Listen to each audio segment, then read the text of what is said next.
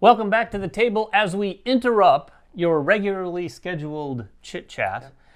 This week we are going to be bringing you our Essen most anticipated list. Ryan and I put our heads together, not literally, but figuratively speaking, we put our heads together and came up with a list of, kind of a list of 10 titles. Yes, we had way more than that we were excited about. I'm going to spoil it. Our 10th is a unique We'll talk about it when option, we get there. Don't spoil it too hard. But we came up with 10 titles, some of which we've had a chance to try, some of which we have right here. I'm not going to show you this. Spoiler alert, this is one of them. And some we haven't, and some we know very little about, but we're very excited to get our hands on. If only we were going to Essen. Please, Jeremy Howard, please, please, we are sending one of our team. Well, we're not sending him, but one of our teams is going to be there. Jeremy. He's just going, and I'm hoping he makes a trip down here to MVM Central with all the games he brings back. He usually does. He brings a ton of games back from Yes, he is. He's the one who brought us Revive and brought us all the so many great things games last year. So hopefully another great year. And I'll say we put this list together. Like we said, some of these games we did play, so it's not like necessarily that I'm just chomping at the bit to get it because we already have it. But you should be. But we wanted you to know about it. We think these are games that people should be excited about, games that we're still loving, and games that we're excited about to play. The first one I did get to play, and this is NUCLEUM from Board and Dice. This is their big Essen release, and this is living up to the promise that they said, which is Brass meets Barrage. This is Simone Luciani and David Terzi, which are two fantastic designers coming together to make this giant epic Euro game. Is it a beast of a game? It is a beast of a game. I played the prototype. They had it on display at Gen Con. It is a beast of a game. It does a lot of very cool things where you're collecting these action tiles to play above your player board. And those action tiles are also routes that you're playing out onto a shared board to try to connect different cities together with the ultimate goal of generating power to flip buildings over. So you kind of have a little bit of a brass element there. Yeah. And that mechanic of as you put those action tiles out on the board, you're getting less action tiles in front of you. And so you have to find a good flow of the game of getting those tiles, using those tiles, when to generate power. It's really interesting, and it is quite heavy. Too heavy for me? It might be. It's not for Barrage. My tastes. I don't mean I can't figure it out. It's not Barrage level heavy, but it does have some of that Barrage. There's this element of Barrage where you're trying to produce more and more energy every round. In NUCLEUM, you're trying to achieve power, and you're collecting these little power tokens. And every time you rest, you're cashing in your power tokens, but you have to have generated more power than the last time you rested. And if you don't, you kind of get penalized. So you kind of have to just keep pushing that line. It's very interesting. It sounds like a lot of room for me to potentially fail. Yeah, it sounds like a heavy game. It is a lot. There's a lot of planning required. And the next one we want to talk about is also heavy, from what we've heard. KUTNA HORA, the City of Silver. This one is from CGE, and we had a chance. I didn't play it, but I had a chance to kind of look over some shoulders at it being demoed at Gen Con.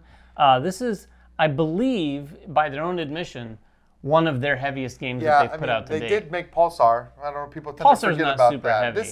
This does seem a little bit heavier than that. This seems significantly heavier than most anything they've done. Definitely more than like Galaxy Trucker, Lost Ruins of Arnak, that's for sure. Sure. There's a fair amount going on. Ryan, do you know much about this game? There is a lot going on. It does a cool thing. Again, and I've been kind of leading into this. I was a big fan of Barcelona earlier. I like games that are based on real historical moments that are very well documented in the rulebook. And the rulebook does actually kind of break down the history of what you're doing. It sounds simple to sum it up this way, but you're sending out miners to mine silver, and you're using that silver to build buildings, and that's kind of how you're going to... That's it. That's it. It's a multi-step process, though, to build buildings. You have to secure the rights to build a specific building.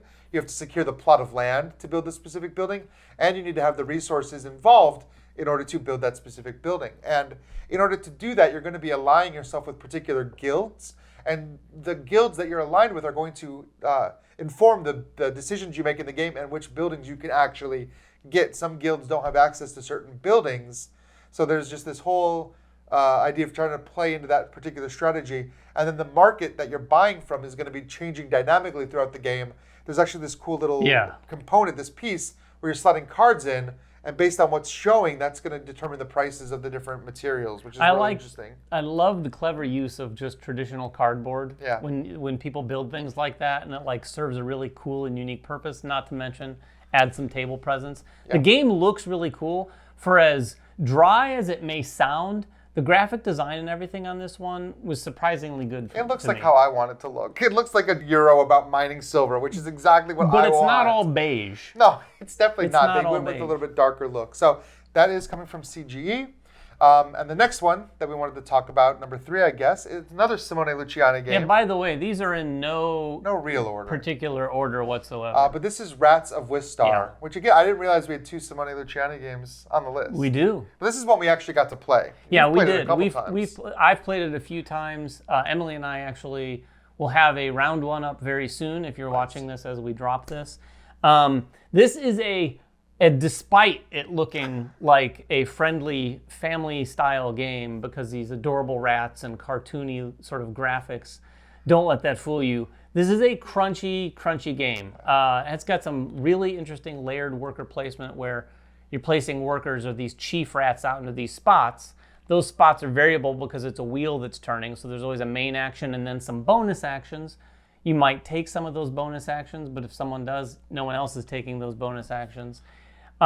And the main action is powered by other rats that you have sort of in these 3 areas around all those different sectors. So that alone is a lot going on, not to mention then you're using actions to sort of explore this house, go on missions. Yeah.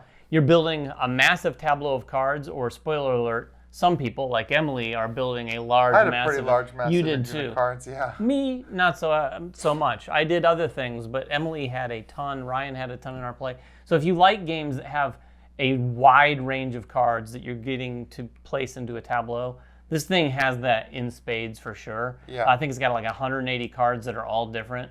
I really love the contrast of the way this game looks at first glance and how weighty it can be. It is really weighty, and it is a game that you really need to plan ahead because, like David mentioned, that those 3 sectors, and each sector will have a couple actions that rotate, and you can move your rats around. That's a big part of the game, is moving your little rats from sector to sector because you want to time it so that when the wheel rotates and the action you want is timed up so that your bonus action and your regular action work together, you want to make sure that all of the rats are there to power that action. So that.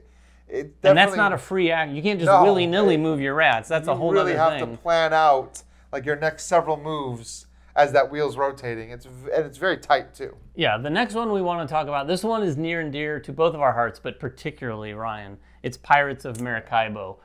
You're a big Maracaibo fan. I am. This is a standalone game, though. This is a standalone game. This is not an expansion to Maracaibo like you might think from the name. Right, I figured it was. But I think a lot of people will, and other people were thinking maybe it was a re-implementation or a second edition. It's not. It's not any of that stuff, but it is a standalone game that borrows a lot from Maracaibo. A lot of the same graphic design, even some of the same rules, the same kind of core gameplay from Maracaibo. But the big difference is this is a card-based game. The map is a bunch of cards that are laid out, and these cards represent the islands that you can visit, the residences you can find, the treasure that you'll gain. There's some combat. All of this stuff is out on these cards. And when you're moving your ship, you're moving across these cards. There's no one path that everybody has to take. You're kind of taking your own path by moving from card to card. And there's a whole lot more going on than what we had in Maracaibo as far as like, there's a little bit of a push your luck element. All the treasure you're finding, you need to find a good spot to bury it. You're trying to kind of secure for your own retirement as you move these circles around the islands. It's a very interesting take on Maracaibo. Have you gotten a sense of whether it's a lighter game than Maracaibo? It doesn't seem like it's going to be as heavy. I will say it's streamlined. It's yeah. way more streamlined than what Maracaibo was. Way less rules and way less systems for like checking specific things. They did away with a lot of the different scoring mechanics, and there's no more like affiliating with the different nations. But that doesn't necessarily make it a lighter game, just a more streamlined game. Yeah, that's a good point. So the next one we have is also about cards and putting them into a tableau. True. We've also put some content up already, and it's EVENFALL. EVENFALL is one of the games that we played this year, at least for me, that I think if you're at Essen and you have a chance to get EVENFALL, you probably should. I mean, there's a number of games that probably fall into that category, but I really, really enjoy what this game is doing for me personally. If you haven't seen our content already, you're putting cards into a tableau, but the tableau is built in sort of 2 areas. You've got the inner circle and the outer circle. A lot of the cards are going to start in the outer circle, and you can utilize those cards a little bit more by taking the resources off them throughout the game, but only if they're in your outer circle. The points you can score from those cards are only scoreable if you've moved them down into your inner circle. Yeah. And then you've got some player pieces, the witches and the elders, and they're going to be effectively worker placement that you can put out into a main area where there's also even some area majority going on, or you can put them on some of the cards that you've added to your tableau. But like I said, there's limitations there. The elders can only go onto certain cards in your inner circle. They can't go in the outer circle, unless, of course, you have the faction I played. Oh yeah, that's the thing. Unless you break the rules, because there's variable faction powers. That's what I love the most about this game. Is like, this is another one of those games that I talked about, where after you read the rules, you look at your faction power and you say, I can do what? Yeah. Like, I can break this rule, or I can ignore this restriction, or whatever. The powers, like the faction powers, it's not just that they have different powers. Their whole boards are asymmetric as well. And the thing that they do is kind of tied into that version of the board, so they're already kind of better at a certain thing too. Yeah. And the last thing too for me that was really cool is the multi-use cards. Having some of those specialist cards that you can play out as specialists and either get like an ongoing power or something, or you can kind of tuck them under your board as like in-game scoring. Or even some other ongoing powers. Yeah, it's a very interesting decision. You find yourself just like tediously looking over every card, trying to decide if you want them to go on your side or on your bottom. So every card that you play below is a card that you're not going to get that ability for. It's very tense. Yeah, there's a handful of games every year that I'd say if you're a Euro fan, you really at least have to try it. And this definitely is going to be one of those games. If we were ranking, this would be close to the top. It would be, for sure. It would be up there. The next one is another E game. Ooh. This is Are also you trying to one tie these together? I did. I tried to do them alphabetical, but I don't know my ABCs. So, Evacuation from Delicious Games. This is a new game from Vladimir Suhi. Delicious has actually a couple games. I want to mention Shipyard too. They're doing a second edition of Shipyard that's going to be available at Essen. But Evacuation is, would you say, one of his heavier games? I would say this is the heaviest game he has done. Really? I think so. I mean, maybe Prague is pretty heavy. Prague is pretty heavy, but this is thinky heavy. This is sort of like planning heavy. That's the key. That's the thing why I think it's heavier, because it does require so much planning. Yeah, there's two planets. There's the old planet you're trying to evacuate and the new planet you're trying to settle. And balancing that is a very integral part of the game, because the main board has the two planets. Even your player board has both sides representing those planets, because you're going to be producing resources on one of the planets at the beginning, the old one. But then as you evacuate, that planet's going to be producing a lot less, and hopefully you've taken some of what you've taken from the old planet to the new planet and started producing its own resources over there, because by the end of the game, you really want, optimally, to have evacuated the planet fully if possible. That's the whole goal, is to evacuate. Exactly. It's in the name of the game, after all. And then tried to really establish yourself as well as possible on the new planet. Yeah. And in fact, one of the ways of playing the game where you don't score points, it's really however well you've established yourself, that person's gonna win the game. Yeah, I like the points. I like earning points. There's a variety of different methods to play, but it really does require planning. It's very difficult to understand until you play it.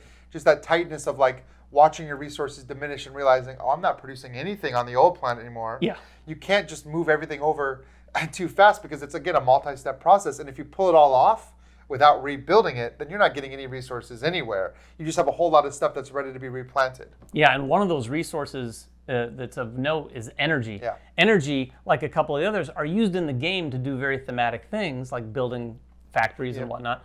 But in an abstract way, energy can also be spent to take extra turns on your turn, or extra actions.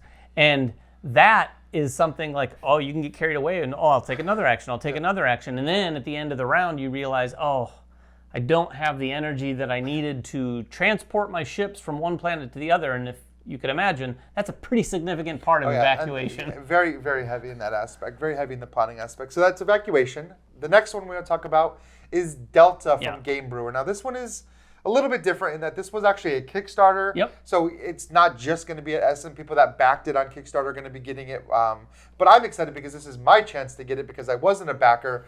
It looks very cool. This is a kind of steampunky adventure exploration game where you're going to be playing workers down on a board to do a variety of different exploration style actions, but your workers are all cards. And you're going to be managing those cards, managing your hand of cards to take various actions out on the board. And the theme really appeals to me. Again, it's steampunk. There's that exploration theme. And it's really cool. This planet, whatever this future they're in, has mechanical animals or Mechanimals. Mechanimals is what they call them. And the artwork is just fantastic, and the components are phenomenal. It looks really nice. The steampunk thing obviously appeals to Ryan. I will say, I haven't played it. We haven't played the game, but the way those cards work, the fact that you're using these unique cards, they're not just like all the same, unique cards to go to these locations in a worker placement sort of way, leads me to believe that like, oh, this guy's perfect for that spot. Right. Like, but you might not get to use them there. You might not get to use them there. So when a game does that sort of thing where you're like, oh, I'm going to use this spot and I've just got finally the best card to use that with this person, that's really fun. And also the tension of not being able to do that can be fun too. And I like the idea of the game, or the goal of the game is to collect knowledge, and it's not necessarily, PvP focused, even those other players at the table, which for me that's more my kind of jam. But it's not completely multiplayer solitaire either, because there's a lot of competition for all the stuff that's on the board as well. So you were definitely, there's no race involved, but you are racing to specific actions for sure. So the next one we want to talk about, this one's near and dear to my heart, although I don't know too much about how it plays, but I can imagine. I don't think anybody knows a lot yet. It's Jekyll and Hyde versus Scotland Yard. So if you're familiar with the channel and some of the games we've talked about in the past, Jekyll and Hyde is a two-player... Jekyll versus Hyde? Jekyll versus Hyde, the first one. Two-player competitive trick-taking game that is...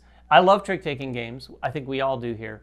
But when you get a two-player trick-taking game that works really well, that's a rare accomplishment. And this one is, in my opinion, one of the best. And if you can't find it or you don't own it, you can go on BGA right now and try it. And I recommend doing that. This one takes the formula, the trick-taking, and turns it into cooperative from competitive. So, interestingly enough, Jekyll and Hyde are cooperating this time against Scotland Yard, I assume, to not get caught. Right, right. And that's the idea. Like in the first game, you were fighting for your side to maintain dominance. Yeah. You wanted one side or the other to win. And this one, it's the opposite. You're actually trying to work together to make sure that you're balanced between Dr. Jekyll and Mr. Hyde, because if you go too far into one or the other, you'll get caught by Scotland Yard. In addition, there's missions to complete. It sounds a lot like almost like The Crew, where you're trying to like take tricks in a very specific way in order to move on. They called them chapters. Yeah. So it sounds like you're actually progressing through more of a story here than you were in the original game. Bringing up The Crew is a really good call, because I think this is going to take what people liked from the original Jekyll and Hyde, or Jekyll versus Hyde, and merge it with kind of the Crew-like experience for sure. Yeah. All right, the next one, our last actual title. There may be another 9, real one. It's Planta NUBO, and this comes from just a amazing design pedigree. The pedigree is crazy with this Rosenberg. one. Rosenberg, and then the team who did La Granja. Yeah. Oda and Michael Keller. Yeah, that's what a great team. Yeah, interestingly enough, when they did La Granja, I believe they cited Uwe as one of their inspirations. It was like Uwe and Feld. This must be huge for them to get to work with him then. Man, they need to get Feld in the mix and make another game. Anyway, we don't know much about this game, although it looks amazing. It doesn't look like a heavy game. From some of the chatter I've seen on BGG, it looks like it's definitely not as heavy as... No, it's more of a mid-weight game. It definitely looks mid-weight. There's got some I saw some polyominoes in there. Yeah, it looks like a tile placement happening. I mean, honestly, when I think of Euros and I look at the components and I can go, okay, well, the components are telling me, like they can speak to me, the components. I see certain components and I'm like, okay, I bet this game is doing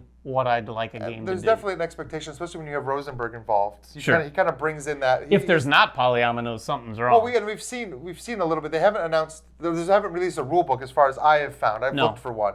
So we don't know a ton about it, but it has a great look to it. It has a great theme to it. And it looks like it'll be, like I love the strategy of placing tiles on a board. Well, I think it's just going to, it's an epic release with all of those people involved. Yeah. We need to get one game, though, with like all the biggest names in gaming. Well, yeah, like a dream team. They've done a little bit about that. We've got some, like the Italian design team that all kind of works together. We should have one for, They always work together. They do a lot of times. So we do want to talk about one more thing. Now, when we were building our list, we each brought a bunch of titles that we were really looking forward to, and we realized that a bunch of them, maybe like I think 5 of them, were all expansions to games that we already loved. Yeah. So we're cheated a little bit. We decided to wrap all of those around into one segment because there are a lot of great expansions coming for some really great games at Essen. We're not going to talk about them in great detail, but we're going to talk about what they are. Yeah, we wanted to list them. So these are collectively our number 10 that we're talking about here. The first one is Revive. We've talked about some of these, but Revive, Call of the Abyss is the expansion. We had a chance to actually get our hands on this around the Gen Con timeframe, but this is the first that it's going to be widely available, is at Essen. This is bringing a lot more to an already fantastic game. Yeah, new tracks, new entities, new way to interact with the lakes on the board, new treasures, just a ton of new stuff that you can have in the game, which is gonna, I think, is going to make the game even better. And then, of course, Ark Nova Marine Worlds is coming out. A lot of you are already very excited about that. We've talked about that on the channel. Yeah, I think it'll have a pretty good sales. It might sell a couple. I think Capstone's going to have a pretty good year with that one. Do you think they'll sell out at Essen? I think they will sell out at Essen. They better have just thousands of copies. I don't know if it matters how many copies they bring. I have a feeling they would sell out no matter how many they brought. They probably will. The next one is Concordia is getting an expansion. One of my favorite games. Concordia is a great game, but it's an oldie and a goodie. I didn't even know about this until Ryan told me. Yeah, and it's been a while since we've had new maps, but this is 2 new maps, which are very interesting. Rome. Yeah. First time we've ever seen a map that's a city and not just like, territories of a country. Like, this is literally just Rome, and so there's no water. It's all just moving with... It's very interesting. And then Sicilia, which was a very volcanic area, so there's a lot of volcanic activity that you have to manage, and at certain points, some of those volcanoes might actually explode, so you have to manage that while you're playing kind of the basic Concordia game. I will say, if you've never tried Concordia... Oh, it's one of my top 5 games. Give it a go. It's so good. It is the most Euro-ist looking Euro you can imagine, but it is worth a try because it does some really cool things. I'm surprised more people don't mimic that gameplay. It's been done. It's been done, and he's done it with some other games too. Sure. But it is a great system. Then we have another Cascadia. Yeah, Landmarks. this time it's 2 C games in a row. Yeah, Cascadia Landmarks. This one has been announced for a while. Cascadia was a massive, massive hit. So it's actually really nice to see that they're finally doing a little bit more with that. I'm not surprised they decided to, but I'm glad it's finally coming. Yeah, I would say similar to the Ark Nova expansion, this thing is going to be like printing money. I think so. Everyone's going to want this. It seems like a really good addition. We actually just got a copy of it today ourselves. I was just looking through the rules. Want to get it played and get it it doesn't look like it adds a crazy amount more. It adds landmarks, which is pretty cool. It does add landmarks. It's something we talked about wanting. So. It also adds a bunch of new scoring card options for all of the existing ones. There's like 3 more for each of those categories. Yeah, and the last one we're both really excited about. You probably more than me, but this is an expansion to Boone Lake called Artifact. So that game was a lot of fun. I know you really love Boone Lake. Probably more than I do, Emily and I really loved Boone Lake. I will say it's been a while since I've gotten into the table. I think Boone Lake also suffered in sort of the zeitgeist of board games. There was a lot of other big things that happened, one of which I think was Ark Nova around the same time. And even like within Pfister's games, it was still kind of overshadowed by Maracaibo. Yeah. So if you haven't tried Boone Lake, give it a go. But I'm really looking forward to this. It adds a whole nother board where you're really exploring that lake. And if you ever played the game and wondered, like, why aren't the vases more utilized? This seems to answer that in an interesting way. There's some... This one, it seems to lean into more of the science fiction side of the Boone Lake universe. I thought you were gonna say if you've ever wondered where Boone Lake is. Oh yeah. Now we see it, right? Like, the board looks. I assume it's Boone Lake. It's a big board that has a giant lake on it. In the first game, you know that you only took the river that led to Boone Lake. Now it looks like we actually get to go to Boone Lake. So. Or maybe it's the body of water that feeds the river. So maybe another expansion. They're saving Boone Lake for Boone Lake for the. We're just joking around, but yes, Boone Lake expansion is coming. Those are our 10 kind of 15 titles for Essen that we're most anticipating. If you have any games that you're anticipating from Essen, please make them in the comments below. Let's keep the conversation going, or better yet, come over on our Discord and talk about it too. I'd love to hear them because I will say the games that we chose a lot of ones that we think will be available or that people there's always some weird German games that fly under the radar that will never get in the United States. That's probably going to get them canceled by the way. I love to play those games. I love to play those games. So I'd love to hear your recommendations. Yeah, so get down in the comments, come to our Discord, do all those things. But until next time, make sure everyone has fun at the table, and we'll see you then.